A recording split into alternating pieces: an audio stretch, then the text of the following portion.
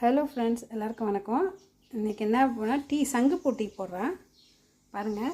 ஒரு 6 சங்குப்பூ போட்டிருக்கேன்.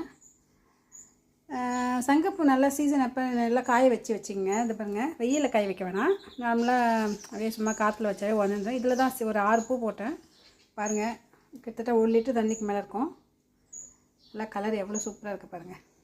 இது மேஜிக் டீன்னு கூட சொல்லலாம். இப்போ ப்ளூ கலராக இருக்குதுங்களே.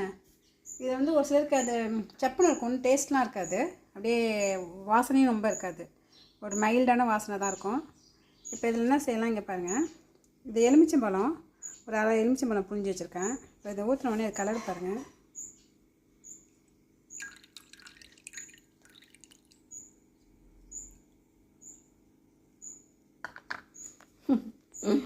அதே சூப்பராக பாருங்கள். எலுமிச்சம்பழம் ஊற்றினோடனே அதில் கலர் பாருங்கள் மாறி